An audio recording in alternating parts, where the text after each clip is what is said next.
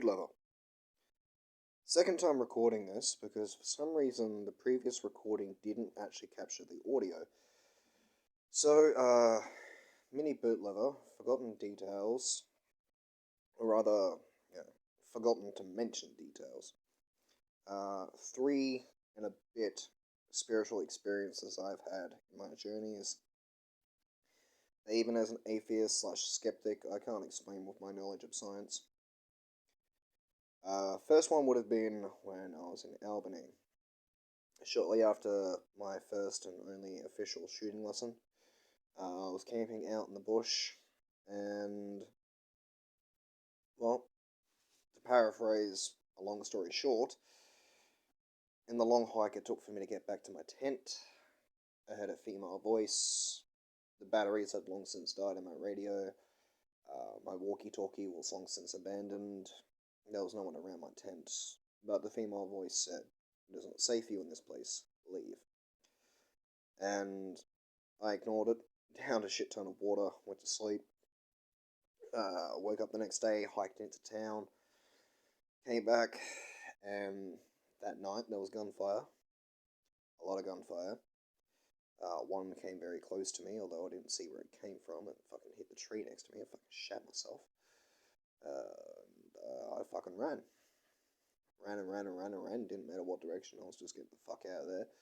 And I get to the edge of a highway, and I see at least 6 or so vehicles go past, all cop cars, no lights, no sirens, but moving fast. Something's going on.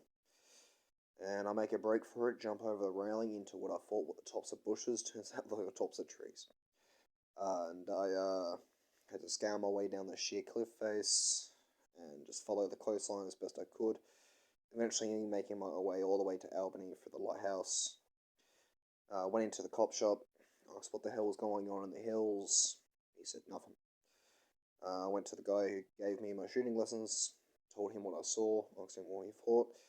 The next day he actually told me that apparently there was some kind of training exercise involving the local coppers, which pissed him off because he's usually involved in these kind of things. And yeah, I can't explain that one. Like, where the fuck did the female voice come from? But I was right. It wasn't safe. Call me crazy, but that's how I remember it, and there seemed to be no logical reason as to why I heard that. Second one would be in the middle of the Nullarbor. At the time I was grieving what I thought was the death of a friend. Long story, won't get into it. And at the time I had my tent, but I had lost my sleeping bag. I couldn't afford to pay for the tent site in the little village that I was in. When I say village, I mean it was literally a village. It was a service station, a bakery, a post office, a few beds for rent, and a tent area that I couldn't even afford. And I walked up to a trucker and asked him if I could pitch my tent behind his truck, and went to sleep, shivering in the cold, like a sleeping bag. Murphy's a cunt. He made me lose my sleeping bag and not my tent. I'd rather have had my sleeping bag. And, well, in that night, I had a weird dream where I interpret this as the Wild Hunt. Some people see them as black riders, some people see them as wolves. I saw them as wolves, running in the night sky, coming down to my tent, and gesturing me to join them in a hunt.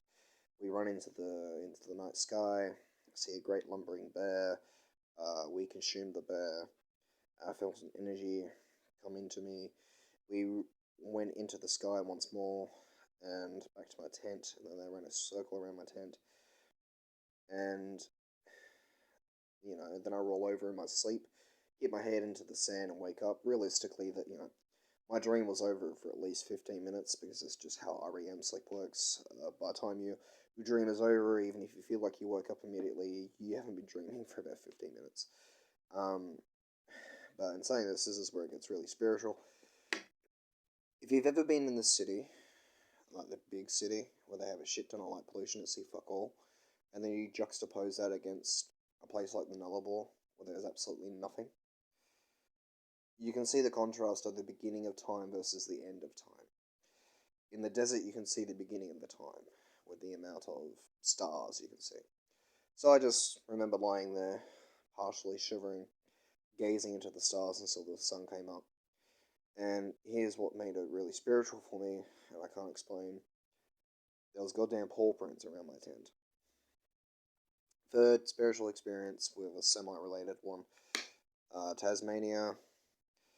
Long story short, as I was going from the northern part of Tasmania, hitched a ride, went camping with some dude, can't even remember his name, and had a small cocktail of drugs, shall we say.